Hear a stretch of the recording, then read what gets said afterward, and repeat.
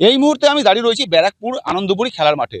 আর যে মাঠে আগামী 31শে জানুয়ারি সকাল 10টায় এখানে বিজেপির সাংগঠনিক সভা করবেন কেন্দ্রীয় স্বরাষ্ট্রমন্ত্রী অমিত শাহ। এবং তার আগে কিন্তু চূড়ান্ত পর্বের প্রস্তুতি চলছে, এখানে মঞ্চ বাঁধার কাজ চলছে।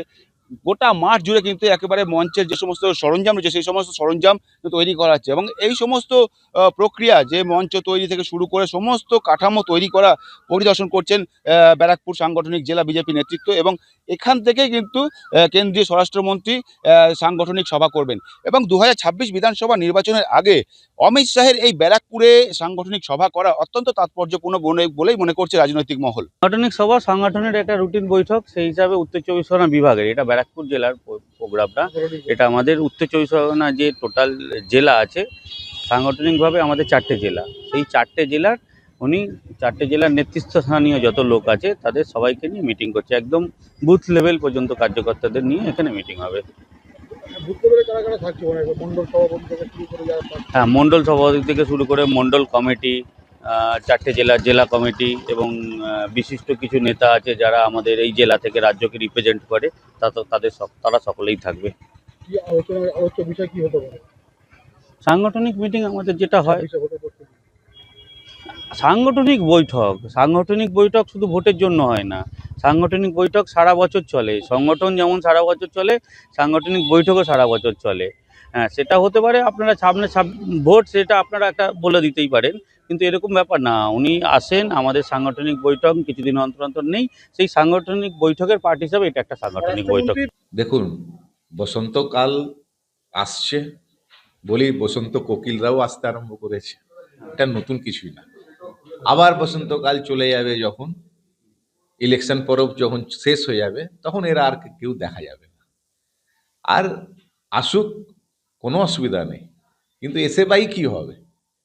2021 বিধানসভা নির্বাচনের আগে অনেকবার এসছিলেন, অনেক বড় বড় কথা বলেছিলেন। আপকি বার 200 পার।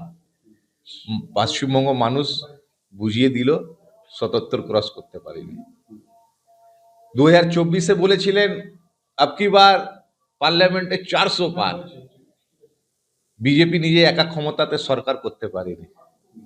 আজকে সহযোগ নিয়ে, নাইডু নীতিশের সহযোগ নিয়ে সরকার করতে পেরেছে। আসুক, কোনো অসুবিধা নেই, কিন্তু এবার বলে দিচ্ছি, এবার বিজেপি 50 থেকেও বেশি সিট পাবে না, 50-এর নিচে থাকবে।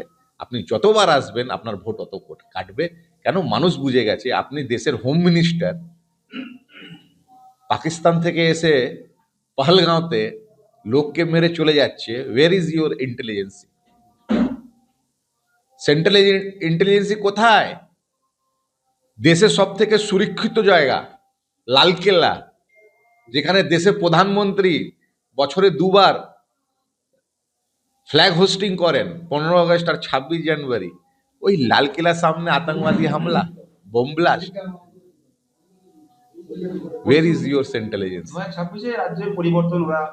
তো বিষয় হচ্ছে, আপনি সমস্ত সেন্ট্রাল এজেন্সিকে তো লাগিয়ে দিয়েছেন রাজনৈতিক কাজে, বলে দেশের মানুষ অসুরক্ষিত, আতঙ্কবাদী গতিবিধি হয়ে যাচ্ছে। তাই জন্যে যদি সত্যিকারে আপনি গণতন্ত্রে বিশ্বাস রাখতেন, আপনি নিজের পদ থেকে পদত্যাগ করতেন, তারপর ইলেকশনের নির্বাচনে এসে বড় বড় কথা বলতেন। আপনি পাচ্ছেন না, ফেভিকল লাগিয়ে চেয়ারে বসে গেছেন। আরে ইতিহাস তুলে দেখুন, এর আগেও হোম মিনিস্টাররা ছিলেন, শিবরাজ পটেল ছিলেন, এর আগেও ছিলেন। তারা যখনই কোনো বড় ঘটনা হতো, সামাল না দিতে পারতো, তখন তারা ঔপচারিক হিসাবে রিজাইন করতেন। কিন্তু এরা মলমূত্র ছাড়া আর কিছু ত্যাগ করতে শিখিনি। আসুক, যতবার আসবে বিজেপি ভোট অত কাটবে।